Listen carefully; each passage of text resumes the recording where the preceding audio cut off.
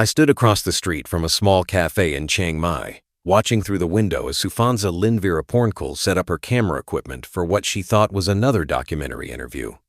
She was filming a German expat in his 60s, laughing warmly, adjusting the lighting, performing the role she'd perfected over years, the socially conscious filmmaker documenting Thailand's hidden beauty. She had no idea that 4 plainclothes Thai cybercrime officers were sitting at nearby tables, waiting for my signal. She had no idea that I'd spent the past 3 weeks systematically dismantling her entire operation from my laptop. She had no idea that the quiet, boring Scottish engineer she'd targeted 6 months earlier had turned out to be her biggest mistake. 6 months ago, Lynn had seduced me with attention and manufactured intimacy. She'd convinced me to fund her documentary film about forgotten Thai villages. She'd taken £42,000 from me over 6 months. Then she'd shown me the blackmail footage she'd secretly recorded, compromising videos from our private moments, and told me I'd continue paying or she'd send them to my family, my former employer, anyone who mattered to me. She thought I was another quiet, wealthy expat who'd pay quietly to avoid exposure. Another boring man too, ashamed and isolated to fight back. She was half right. I was quiet, boring, and isolated. But I'd spent 20 years debugging complex offshore network systems in the North Sea. Finding hidden vulnerabilities wasn't just my job, it was how my brain worked. When I noticed an unidentified Wi-Fi broadcast signal near her condo that didn't match any device she'd claimed to own, I didn't panic. I investigated. When I cracked her network security and discovered her hidden camera hub, I didn't confront her. I mirrored her entire digital infrastructure. I found everything. Her complete victim list, 18 foreign men across Thailand, her blackmail footage archive, her bank transfers to fake charity accounts, her planning documents for future scams, audio recordings of her and her cousins laughing about their marks. I compiled it all into a structured forensic report, walked into the Thai Cybercrime Division in Bangkok, and handed them a complete case file with timestamps, metadata, device IDs, financial flows, and VPN exit nodes. Now, as I watched Lynn perform her charade one last time, I sent a single text message to Lieutenant Colonel Aparek. She's here. Subject confirmed. Within minutes, the officers moved. Lynn's smile disappeared as they surrounded her table, showed their badges, told her she was under arrest for blackmail, cyber extortion, identity fraud, and financial deception. Her eyes scanned the cafe desperately, and for a moment, they landed on me standing across the street. Recognition flashed across her face, followed by shock, then fury. She thought I was just another rich expat, another easy mark, another quiet man who'd pay to keep his secrets hidden. Instead, I became the man who destroyed her entire operation. My name is Fraser Callahan. I'm 56 years old, a retired offshore engineer from Aberdeen, Scotland. And this is how a documentary filmmaker blackmailed me, and how I used 20 years of network security experience to dismantle her criminal empire. If you've been enjoying the stories I create, please consider hitting the subscribe button. Your support is crucial for the growth of this channel and helps me dedicate time to making these videos despite my commitment to a full-time job. Thank you for being here. Before I tell you about Lynn and how she nearly destroyed me, you need to understand who I was before Thailand. I was a systems engineer, introverted and analytical, who'd spent decades solving technical problems in isolation. The kind of man who was brilliant with machines but hopeless with people. I was born in Aberdeen in the late 60s, grew up in a working-class family. My father worked at the fish market. My mother was a primary school teacher. I was the quiet kid who preferred taking apart radios to playing football, who spent lunch breaks in the library rather than the playground. I was good at mathematics and physics, got into Robert Gordon University, studied electrical and electronic engineering. After graduation, I got hired by an offshore engineering company managing network systems on oil platforms in the North Sea. That work defined my life for the next 20 years. I'd spend weeks at a time on offshore platforms, maintaining communication systems, debugging network infrastructure, ensuring critical systems stayed operational in harsh conditions. It was solitary work, long shifts in server rooms, troubleshooting complex technical problems, minimal human interaction. I was good at it. Very good. I could trace network issues through layers of infrastructure, identify security vulnerabilities, debug systems that other engineers couldn't fix. My colleagues said I had an intuitive understanding of how systems worked, could spot anomalies that others missed. But that skill came at a cost. I never developed social skills, never learned how to read people the way I read network traffic, never built the kind of relationships that make life rich and meaningful. I had one serious relationship in my 30s, a woman named Moira who worked in Aberdeen's city center. We dated for 3 years, talked about marriage, but ultimately she left because I was emotionally unavailable. She wasn't wrong. I was more comfortable with server logs than with emotional conversations. After Moira, I didn't really try again. Threw myself deeper into work, took on more offshore rotations, spent more time in isolation, built my career while my personal life atrophied. By my early 50s, I'd accumulated substantial savings, about £400,000 from years of high-paying offshore work with minimal expenses. I owned a small flat in Aberdeen, but spent most of my time on platforms. Then, when I was 54, everything changed. I suffered a severe back injury during a storm on the platform, slipped on a wet deck, compressed 2 vertebrae. The injury ended my offshore career. I couldn't do the physical work anymore, couldn't spend weeks standing in server rooms, couldn't handle the demands of platform life. The company offered a compensation package and medical retirement. With compensation and my existing savings, I walked away with approximately £720,000. I was 54 years old, medically retired, financially secure, and completely lost. I spent the next year in Aberdeen recovering from surgery, doing physical therapy, sitting in my flat watching Scottish rain and feeling my life contract into nothing. I had no job, no purpose, no relationships, no idea what to do with the rest of my life. The back injury had left me with chronic pain that worsened in cold, damp weather. Aberdeen winters were torture. My doctor suggested moving to a warmer climate, somewhere dry and warm where the pain would be manageable. I started researching retirement destinations. Spain, Portugal, Cyprus, Thailand. Thailand appealed to me. Warm year-round, incredibly affordable, fascinating culture, and a substantial expat community that included former engineers and offshore workers. In March, I booked a 3-month exploratory trip to Thailand. I'd visit different cities, see where felt comfortable, maybe find a place to settle permanently. I landed in Bangkok, found it overwhelming and crowded, spent a week there, then took a flight north to Chiang Mai. The moment I arrived, I felt something shift. Chiang Mai was cooler than Bangkok, surrounded by mountains, culturally rich but not chaotic. It had an active expat community but wasn't overrun with tourists like Pattaya or Phuket.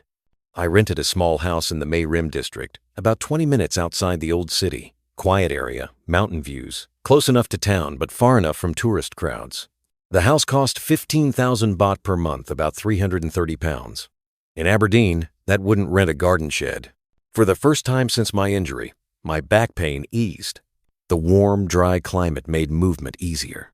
I could walk without constant discomfort, could sleep without waking up in pain, could imagine a future that wasn't defined by physical suffering. I extended my visa, then extended again. By August, I decided to stay permanently, applied for a retirement visa, opened a Thai bank account, started settling into life in Chiang Mai. But I was also profoundly lonely. I'd spend entire days without speaking to anyone except shop workers. I'd eat meals alone, photograph temples and waterfalls alone, go to bed alone in a rented house in a foreign country where I barely spoke the language. That loneliness made me vulnerable, made me receptive when someone finally showed interest in me. That someone was Lynn. I met Lynn at a temple festival in Chiang Mai's old city in late August. It was Loy Krathong season, and thousands of people were releasing lanterns into the night sky. I'd gone alone with my camera, photographing the lanterns rising above the temples, losing myself in the technical challenge of night photography. I was focused on adjusting my camera settings when someone bumped into me gently. I turned, ready to apologize for being in the way, and found a Thai woman about 30 years old, looking at me with genuine interest. "I'm so sorry," she said in excellent English. I was trying to get a shot of that temple and wasn't watching where I was going. She held up a professional-looking mirrorless camera. "You're a photographer too?" "Amateur," I said. "Just enjoy documenting things. Your composition is beautiful, though." Very thoughtful. Most tourists just point and shoot. You look like someone who sees beauty without trying. It was the first compliment I'd received in years. The first time someone had acknowledged me as anything other than another anonymous foreigner. We talked for a few minutes. She introduced herself as Lynn, said she was a documentary filmmaker working on a project about forgotten Thai villages and tribal communities in the mountains. She showed me her Instagram account, 20,000 followers, hundreds of photos showing remote villages, elderly people in traditional dress, temples hidden in forests. "This is impressive work," I said, genuinely awed. "You're documenting communities most people never see." "That's exactly my mission," she said earnestly. "Thailand is changing so fast. These old ways of life, these traditional communities, they'll disappear within a generation if someone doesn't document them. I want to show the world that Thailand is more than Bangkok nightlife and beach resorts." We talked about photography, about documenting culture versus exploiting it, about the ethical challenges of filming vulnerable communities. She was intelligent, passionate, articulate. She seemed to care deeply about preserving Thai heritage. "Would you like to get coffee sometime?" she asked as the festival began wrapping up. "I'd love to hear about your photography, and honestly, it's nice to meet another foreigner who actually appreciates Thai culture rather than just consuming it." We exchanged line contacts. She messaged me the next day, suggesting a cafe in the old city.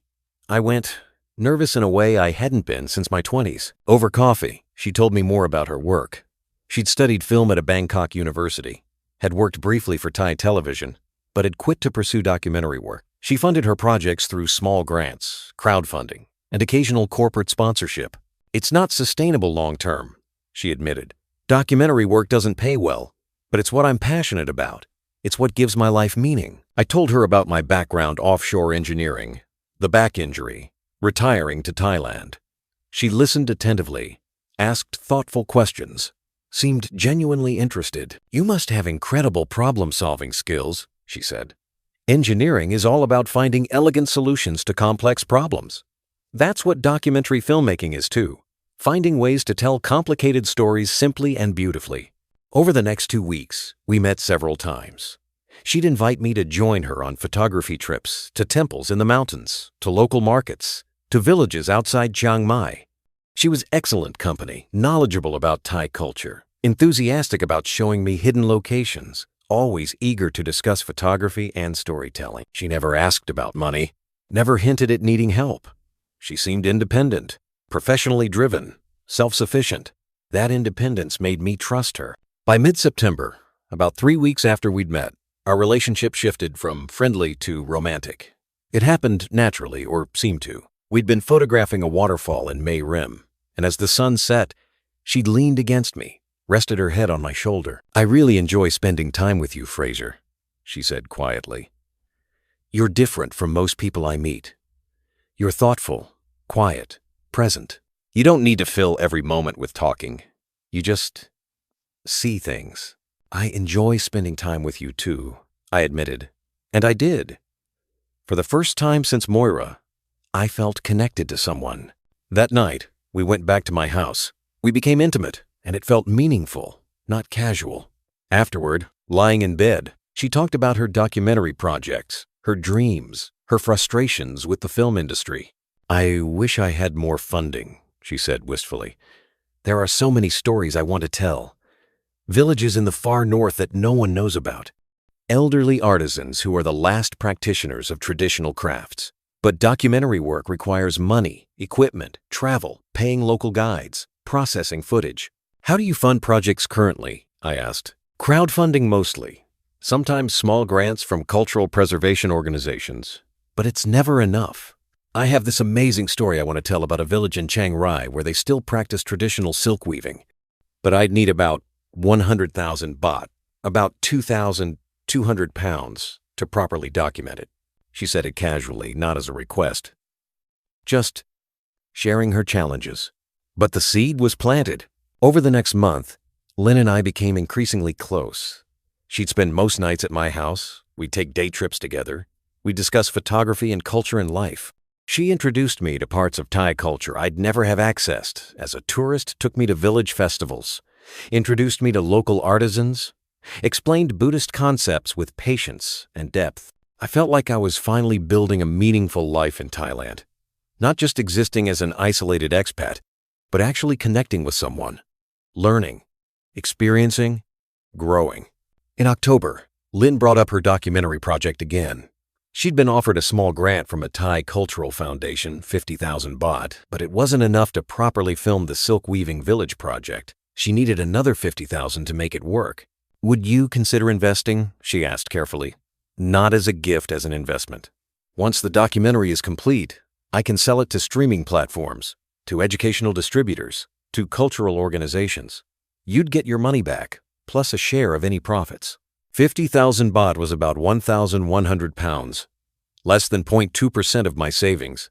Hardly significant, and if it helped Lynn achieve her dream, helped preserve Thai cultural heritage, helped create something meaningful, "I'll fund it," I said.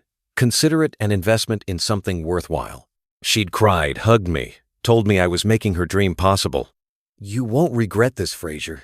This documentary will be beautiful, and you'll be credited as executive producer.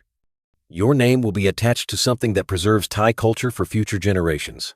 Over the next week, she showed me detailed plans, shooting schedule, location permits, local contacts, budget breakdown. Everything looked professional and legitimate. I transferred 50,000 baht to her Thai bank account. She spent the next 2 weeks supposedly filming in Chiang Mai. She'd send me photos and short videos, her with elderly weavers, shots of traditional looms, footage of village life. It all looked authentic, impressive, exactly what she'd promised.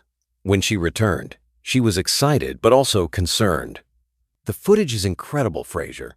Better than I hoped, but I need to expand the project." The village elders told me about 3 other villages with similar traditions. If I document all 4, it becomes a comprehensive study rather than just one story. But that means more travel, more equipment, more time. "How much more?" I asked. "Maybe another 200,000 baht, about 4,400 pounds. I know is a lot. But think what we'd create: a complete documentary series showing traditional Thai silk weaving across northern regions, something that could be distributed internationally. 200,000 baht, still less than 1% of my savings, and the footage she'd shown me looked genuinely impressive. "I'll fund it," I said. "But we should formalize this. Contract, repayment terms, profit sharing. Make it a proper business arrangement." "Of course. I'll have my lawyer draft something." She provided a contract a week later. It looked professional, detailed terms, repayment schedule, profit sharing arrangement. I signed it, transferred another 200,000 baht. By November, I'd invested 250,000 baht, about 5,500 pounds, in Lynn's documentary project. But I didn't mind. I was supporting meaningful work. I was helping preserve culture. I was part of something larger than myself. Then, Lynn mentioned needing professional camera equipment. Her current camera was adequate for basic work, but insufficient for the quality she wanted to achieve. "If we're creating something for international distribution, we need cinema-grade equipment," she explained. "The camera body alone is 280,000 baht, about 6,100 pounds. But the footage quality would be dramatically better. Would make the difference between amateur documentary and professional production." I hesitated this time. 6,000 pounds was more significant. But Lynn showed me comparison footage, her current camera, versus the professional-grade equipment she wanted. The difference was noticeable. "This is your last request, right?" I said. "After this, you have everything you need?" "Yes. Camera equipment is the final piece. After this, I have everything necessary to complete the project." I transferred 280,000 baht in late November. Total investment, 530,000 baht, about 11,600 pounds. By December, Lynn had supposedly completed most of the filming. She showed me rough cuts, beautifully shot footage of elderly weavers, traditional techniques, village landscapes. I was impressed. She was talented. The documentary looked genuinely meaningful. But then she mentioned post-production costs, editing software, hiring an assistant editor, color grading, sound design, music licensing. "These are standard costs," she explained. "Every documentary requires professional post-production. I estimate about 300,000 baht total, about 6,600 pounds. I was beginning to feel uneasy. Each request seemed reasonable individually, but collectively they were adding up faster than I'd anticipated. "How much total will this project cost?" I asked. "Maybe 1.2 million baht altogether?" About 26,000 pounds? I know it sounds like a lot, but professional documentary production is expensive. And think about the return streaming platforms pay well for quality cultural content. You'll make your investment back within a year. I transferred the post-production money in installments over December and January, 300,000 baht total. Then came crew expenses. Lynn needed to hire local guides, pay translator fees, cover travel costs for filming in remote locations.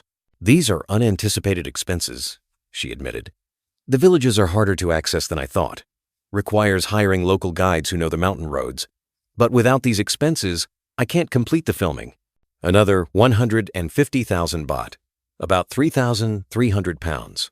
By February, 8 months after meeting Lynn, I'd invested approximately 1.1 million baht, about 24,000 pounds in her documentary project. But beyond the documentary investment, I was also supporting her living expenses.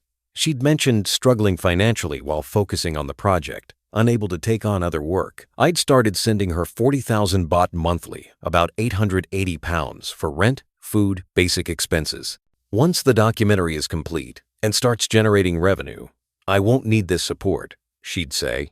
But right now, I'm choosing between eating and making art.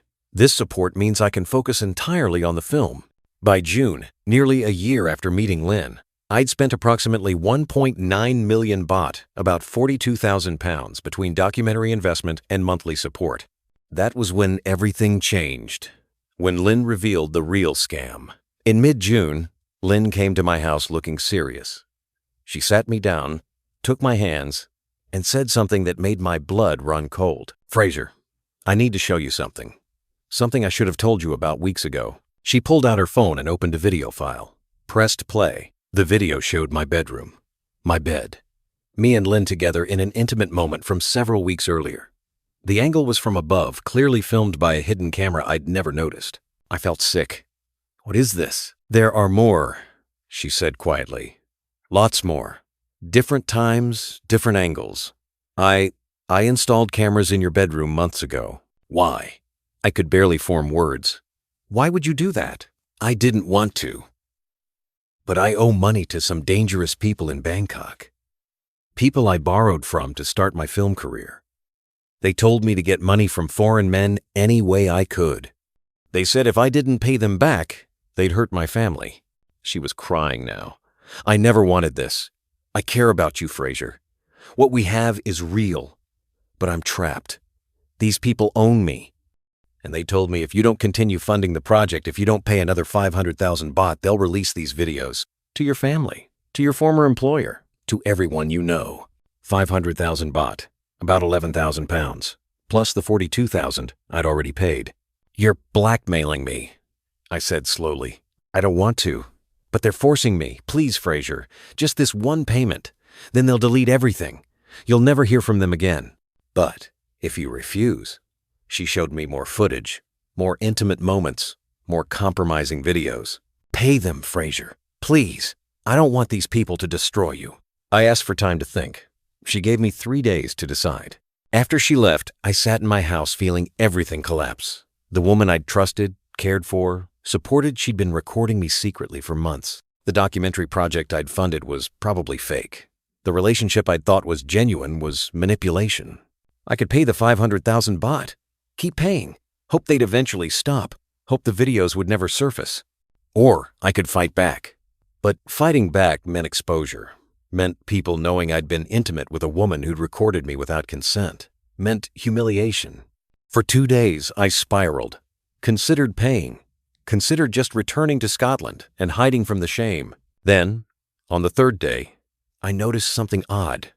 Something my engineering brain couldn't ignore. I was sitting in my living room, trying to decide whether to pay Lynn's blackmail demand, when I noticed a Wi-Fi network signal on my laptop that I didn't recognize. I live in a relatively isolated area. My neighbors are distant, their Wi-Fi signals weak or non-existent.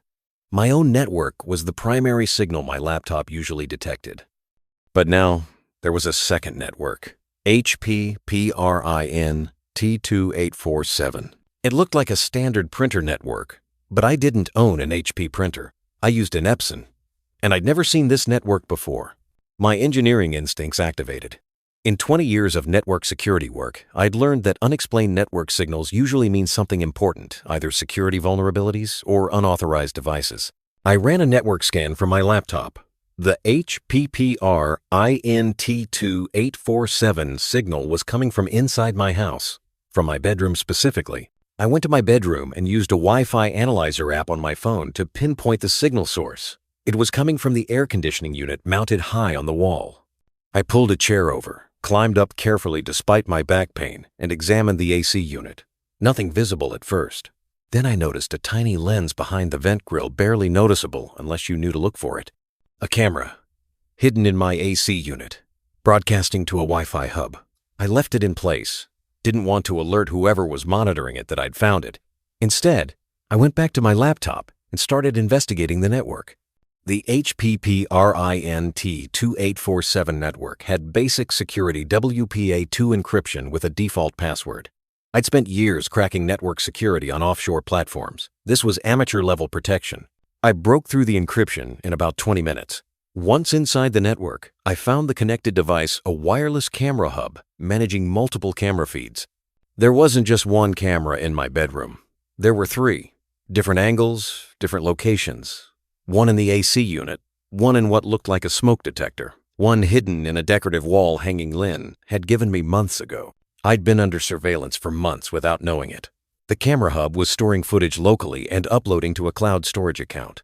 I accessed the upload logs and found the cloud storage credentials poorly secured, basic password protection. I cracked the cloud storage account, and then I saw everything. Folders with 18 different names, all Western men's names. Each folder contained surveillance footage, personal information, financial records, blackmail correspondence. I wasn't Lynn's only victim. I was one of 18. Each folder showed the same pattern: intimate footage, financial demands, threats of exposure. Some men had paid multiple times. One folder showed 5 separate payment instances over 2 years, totaling almost 4 million baht. I opened my own folder, found not just the bedroom footage, but also recordings of conversations I'd had with Lynn about my finances, my family, my background. She'd been recording everything, not just intimate moments, but any information that could be used for manipulation. I found planning documents, audio files of Lynn and 2 other voices, her cousins, according to the folder labels, discussing targets, discussing tactics, laughing about boring engineers and lonely expats who were easy marks. There was a file labeled Current Operations, listing active targets across Thailand. Me, the German man I'd later see her interviewing, an American in Phuket, a British man in Bangkok, a French man in Chiang Mai, all being scammed simultaneously. I found the fake documentary footage. The village weaving videos were stock footage downloaded from video libraries. The photos of Lynn with villagers were staged, hired actors posing for photos. The entire documentary project was fiction. I found bank records showing transfers from multiple victims to 3 Thai bank accounts registered to Lynn and her 2 cousins. The money wasn't going to dangerous people in Bangkok. It was going directly to them. I found evidence of a fake charity organization they'd registered, Thailand Heritage Preservation Fund, supposedly a nonprofit supporting cultural documentation. Multiple victims had donated thinking they were supporting legitimate preservation work. I found victim profiles with psychological notes. Lonely engineer, risk, averse, needs female attention, will pay to avoid exposure. Read my entry. Other victims had similar clinical assessments of their vulnerabilities. I sat at my laptop for hours, methodically downloading everything. Every video, every document, every audio file, every bank record mirrored the entire cloud storage to my external drives. I had everything I needed to expose her completely. But I needed to be strategic about it. For the next 3 weeks, I didn't confront Lynn. Continued acting like I was considering her blackmail demand. Told her I was trying to access funds, that I needed time to arrange the transfer. She was patient, sympathetic, maintained the pretense that she didn't want to blackmail me but had no choice. Meanwhile, I was building a forensic case file like the incident reports I used to create for offshore platform security breaches. I organized everything systematically. Section 1. Victim Identification and Pattern Analysis. Complete list of 18 victims with names, nationalities, dates of contact, financial amounts extracted from each victim, Timeline showing simultaneous operations against multiple targets. Pattern analysis showing identical tactics used repeatedly. Section 2. Technical evidence. CAIM. Raw hardware specifications and purchase records traced through serial numbers. Network architecture documentation showing how the surveillance system worked. Cloud storage access logs showing who accessed footage and when. Metadata from video files showing creation dates, camera IDs, locations. Section 3. Financial evidence. Bank transfer records from victims to Lynn's accounts. Analysis of money flow between Lynn's accounts and her cousin's accounts. Documentation of the fake charity organization. Asset purchases traced to fraudulent funds. Section 4. Communications evidence. Audio recordings of Lynn and her cousins planning scams. Text message logs discussing targets and tactics. Email correspondence with victims. Screenshots of fake documentary footage sources. Section 5. Legal framework. Documentation of Thai laws covering blackmail, cyber extortion, fraud, precedent cases of similar crimes in Thailand, jurisdictional analysis since victims were from multiple countries. I compiled everything into a professionally formatted document with table of contents, executive summary, detailed findings, and supporting evidence. Made it look like the technical incident reports I'd created hundreds of times offshore. I also did something else. I contacted 3 of the other victims whose information I'd found in Lynn's files. Reached out carefully through anonymous email accounts. Explained I'd discovered evidence of their blackmail. Asked if they'd be willing to provide statements. 2 responded. Both had paid Lynn multiple times. One had paid 300,000 baht total. Another had paid 450,000 baht. Both had been too ashamed to report. Both were grateful someone had finally exposed her. One of them, Hans, the German man from Lynn's current target list, was still actively being scammed. He hadn't paid blackmail yet, but had funded what he thought was a documentary about traditional Thai medicine to the tune of 600,000 baht. I warned him, showed him enough evidence to prove the scam was real. He was devastated but grateful, agreed to help with the case. By mid-July, 3 weeks after Lynn had blackmailed me, I had a complete forensic case file, professional documentation, multiple victim statements, overwhelming technical evidence. I contacted the Thai Cybercrime Division. The Thai Cybercrime Division operates out of Bangkok. I took an overnight bus down, arrived at their headquarters early in the morning, and asked to speak with someone about a complex cyber extortion case. They connected me with Lieutenant Colonel Aparak, head of their cybercrime investigation unit. He was in his 40s, spoke excellent English, and had a background in computer forensics. I handed him a USB drive containing my complete case file and said, "I have evidence of an organized blackmail operation targeting foreign nationals in Thailand. 18 confirmed victims, approximately 8 million baht stolen. Sophisticated surveillance operation, fake charity fraud. Everything is documented on this drive." He plugged in the USB drive and started reading. His expression grew increasingly serious as he reviewed the executive summary, the victim list, the technical evidence. After about 20 minutes, he looked up. "This is extraordinary work. Most victims of romance scams come to us with just messages and bank transfers.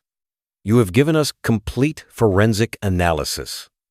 How did you compile this?" I was an offshore network engineer for 20 years. Security and incident documentation was my job. When I discovered I was being blackmailed, I investigated like it was a security breach. "You accessed her cloud storage illegally," he noted. "Technically, this is unauthorized access. But given she was conducting criminal surveillance on you, we can accept this evidence as self-defense investigation." He asked me to explain everything from the beginning. I walked him through meeting Lynn, the documentary funding, the blackmail revelation, discovering the hidden cameras, accessing her systems, finding the other victims. "Who else knows about this?" he asked. "Just me and 2 other victims I contacted. Lynn doesn't know I've discovered everything. She thinks I'm still considering paying her blackmail demand." "Good. We need to keep it that way until we can execute arrests." Over the next 2 hours, Lieutenant Colonel Aparak reviewed the entire case file in detail. He called in other officers, computer forensic specialists, financial crimes, investigators, prosecutors. They analyzed the technical evidence, verified the financial trails, assessed the legal framework. "This is strongest case I have seen in 5 years," Aparak finally said. "Complete documentation, Multiple victims, clear criminal intent, technical evidence showing sophisticated operation. We can prosecute not just blackmail, but organized criminal conspiracy. Will you arrest her? I asked. Yes. But we need to coordinate carefully. She has 2 accomplices, the cousins you identified. We need to arrest all 3 simultaneously, or they will destroy evidence and warn each other. We also want to catch her in the act if possible, gives us additional evidence. She's supposed to meet with Hans, the German victim, in 3 days. He told her he'd pay 50,000 baht for documentary expenses. She's planning to film a fake interview with him at a cafe in Chiang Mai. Perfect. We will set up surveillance at the cafe. When she arrives to conduct the fake interview, we will arrest her. Can you be there to identify her? Yes. We spent the rest of the day planning the operation. Aparak's team would have plainclothes officers at the cafe. Hans would cooperate by showing up for the supposed interview. I would be nearby to confirm identity. Once Lynn was in place with her camera equipment, confirming her intent to continue the fraud, they'd move in. Simultaneously, teams would raid the addresses I'd identified for her 2 cousins, seize computers, phones, camera equipment, financial records. After arrests, we will need your testimony, Aparak said. We'll also need the other victims to testify. Can you contact them? Yes. I have contact information for 2 who've agreed to help. The others might come forward once news of arrests is public. I returned to Chiang Mai and waited. Continued pretending to Lynn that I was arranging the blackmail payment. Told her I needed another week to access funds from my UK bank. She was understanding, patient. Take your time, Fraser. I know this is difficult, but once you pay, everything will be resolved. The videos will be deleted. You'll never hear about this again. I almost believed she believed it. Almost thought she'd convinced herself this was somehow justified. 3 days later, I stood across from that cafe, watching Lynn set up her equipment, preparing to scam Hans the same way she'd scammed me. And then the police moved in. The arrest happened quickly and efficiently. Lynn was adjusting her camera. Hans was sitting at the table looking nervous, and 4 plainclothes officers were positioned at nearby tables, pretending to read newspapers or work on laptops. I sent the signal text to Aparak. Subject confirmed. Within seconds, the officers moved, surrounded Lynn's table, showed badges, identified themselves as Thai Cybercrime Division. Lynn's face went through rapid changes, confusion, fear, realization, rage. She tried to deny everything. There's been a mistake. I'm a documentary filmmaker. I'm just interviewing this man for a project. You are under arrest for cyber extortion, blackmail, fraud, and conspiracy to commit financial crimes, one officer said in English. You have the right to remain silent. Anything you say can be used as evidence. They cuffed her hands behind her back. She looked around desperately, and that's when she saw me standing across the street watching through the window. Our eyes met, recognition, then fury.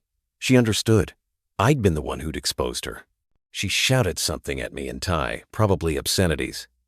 The officers escorted her to an unmarked van parked nearby. Simultaneously, teams were raiding the apartments where her cousins lived. They found extensive evidence, additional surveillance equipment, computers with victim files, bank records, fake charity documents. Both cousins were arrested within the hour. All 3 were brought to Bangkok for processing and interrogation. Over the next 2 days, under questioning and faced with overwhelming evidence, they confessed to everything. Lynn admitted to running the blackmail operation for 3 years, admitted to targeting 18 foreign men, admitted the documentary projects were fake, admitted to installing hidden cameras in multiple victims' homes, admitted to creating the fake charity organization. Her cousins Prakit and Somshai admitted to helping manage the surveillance equipment, handling money transfers, recruiting targets through expat social media groups. The investigation uncovered even more than I'd found. Lynn had been operating similar scams since her university days, had blackmailed Thai businessmen before switching to foreign targets, had multiple false identities, had fake credentials claiming film school education and awards that didn't exist. The fake charity Thailand Heritage Preservation Fund had received donations from dozens of well-meaning people beyond her blackmail victims. She'd registered it properly, filed paperwork, created a legitimate seeming organization that existed solely to launder fraud money. Total documented fraud, approximately 8,200,000 baht, about £180,000 from 18 primary victims plus additional charity donations. Lynn's Instagram account, which I'd been so impressed by, was largely stolen content. The documentary footage was compiled from stock video, other filmmakers' work, and staged photos. The 20,000 followers included thousands of purchased fake accounts. Her whole identity was fabricated. The passionate filmmaker dedicated to cultural preservation was pure performance. The trial was held in Bangkok Criminal Court in October.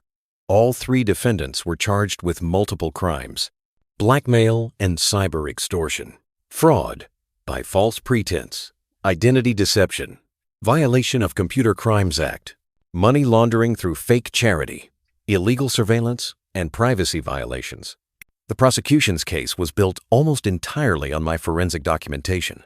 They presented the technical evidence, the financial trails, the victim statements, the surveillance footage showing Lynn discussing the scams. I testified on the second day, explained how I'd been targeted, how the documentary scam worked, how I'd discovered the cameras, how I'd accessed her systems and compiled evidence. Lynn's lawyer tried to argue that I'd illegally accessed her private files, that the evidence was inadmissible. But the judge ruled that my investigation constituted legitimate self-defense against ongoing criminal blackmail. Hans testified next, describing his experience with Lynn and the fake documentary about traditional medicine. Then came video testimony from 2 other victims, one from Australia, one from the UK, both describing similar patterns of fraud and blackmail. The most damaging evidence was Lynn's own audio recordings. The prosecution played excerpts of her and her cousins laughing about victims, discussing manipulation tactics, planning future scams. Played recordings where she practiced her passionate filmmaker persona, rehearsing emotional speeches about cultural preservation. It was all performance, all calculated, all criminal. Lynn tried to claim she'd been forced into the scams by financial desperation, that she genuinely wanted to make documentaries but couldn't afford to, so she'd made bad choices, that she regretted everything and just wanted to make things right. But the evidence destroyed any sympathy. The sheer number of victims, the years of planning, the sophisticated surveillance operation, the fake charity fraud. This wasn't desperation, this was organized crime. The verdict came swiftly. Guilty on all counts for all 3 defendants. Sentencing was severe. Lynn received 7 years imprisonment with no suspension. Prakit received 5 years as an accomplice. Somchai received 5 years as an accomplice. Additionally, all assets would be seized and liquidated. The fake charity would be dissolved and remaining funds distributed to victims. They would be banned from operating any online accounts or businesses for 10 years after release. They would be required to pay full restitution to all victims. For me, that meant I'd recover approximately 900,000 baht from seized assets and charity funds, about 19,800 pounds of the 42,000 I'd lost. Not everything, but a substantial recovery. More importantly, the operation was destroyed. Lynn's fake Instagram account was deleted. Her fake charity was dissolved. Her network of scams was exposed across expat forums and Thai news media. As they led her out of the courtroom after sentencing, Lynn looked at me one last time. Not with anger anymore, just emptiness. The mask was completely gone. I saw her for what she was, a skilled con artist who'd gotten too confident and targeted the wrong victim. It's been 8 months since Lynn's sentencing. I'm still in Chiang Mai, still living in my house in Mae Rim. I considered returning to Scotland, but decided against it. Despite everything, I've grown to love Thailand. The climate helps my back pain. The pace of life suits my introverted nature. I've found peace here. I recovered 19,800 pounds from the asset seizure, nearly half my loss. Combined with my remaining savings, I'm still financially comfortable. Not as wealthy as when I arrived in Thailand, but secure enough for a modest retirement. The emotional recovery has been more complex. I struggle with trust now. Every friendly interaction feels suspicious. Every social invitation seems calculated. I assume people want something from me. I know that's unfair. Most people are genuine. Lynn was a professional criminal who happened to target me. Her actions don't represent Thais or documentary filmmakers or women in general. But the damage is real. I'm more isolated now than before I met her. More cautious, more cynical. I did one thing that's helped with the healing. I created a comprehensive security guide for expats based on my experience. Technical advice for detecting surveillance equipment, recognizing social engineering tactics, protecting digital security. I shared it in expat forums and with the cybercrime division. Hundreds of people have downloaded it. Several have contacted me saying it helped them identify scams before losing money. One man found hidden cameras in his apartment using my detection techniques. Lieutenant Colonel Aparak asked me to consult on other cases my forensic documentation methods proved useful for investigating complex fraud. I've helped analyze evidence in 3 other romance scam cases. Doesn't pay much, but gives me purpose. Some of Lynn's other victims reached out to thank me. The Australian man recovered about half his losses from the asset seizure. The British man got closure from knowing Lynn faced justice. Several men said they'd been too ashamed to report and were grateful someone had fought back. I also received criticism. Some people think I was vindictive that I destroyed a young woman's life over a failed relationship. Others think I'm pathetic, a lonely old man who deserved to be scammed for being naive enough to think a young Thai woman genuinely cared about him. Maybe they're right about some of it. I was naive.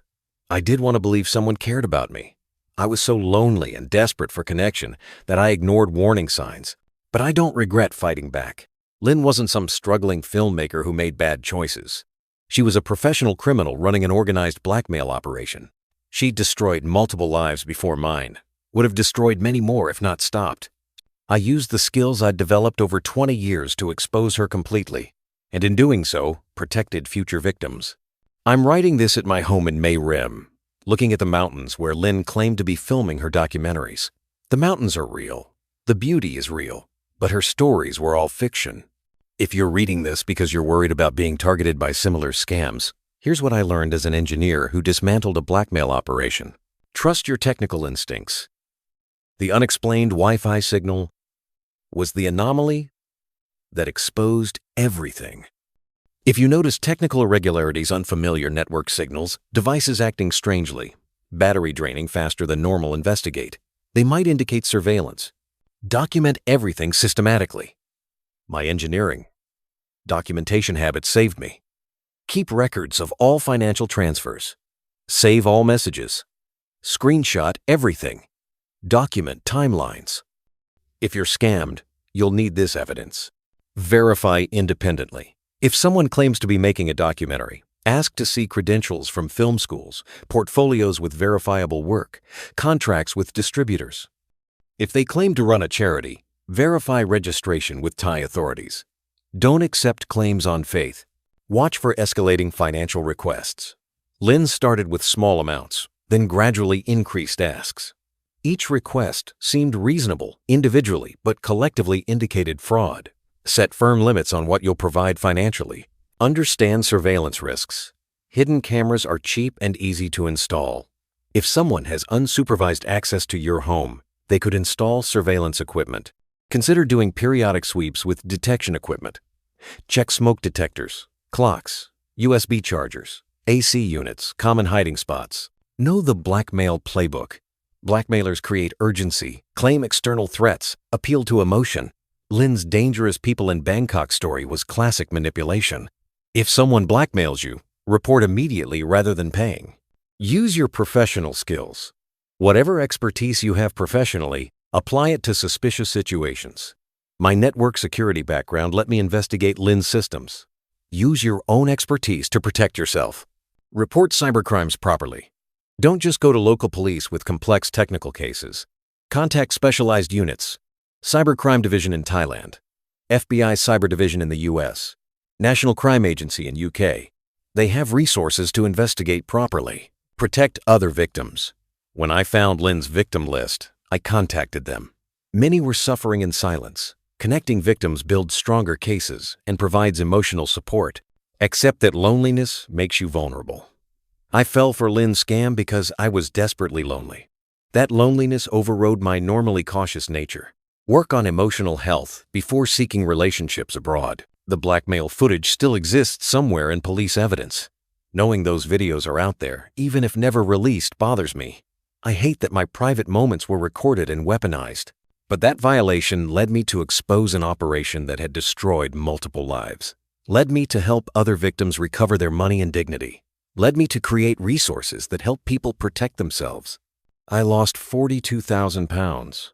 I lost my ability to trust easily. I lost my naive belief that good intentions attract good people. But I stopped Lynn from destroying more lives. I helped put 3 criminals in prison. I warned other potential victims. I was just another rich expat to her, just another quiet, boring engineer who'd be too ashamed to fight back. She couldn't have been more wrong. If this story has helped you understand sophisticated blackmail operations and the importance of technical vigilance, please share it widely. These stories need to reach people before they become victims.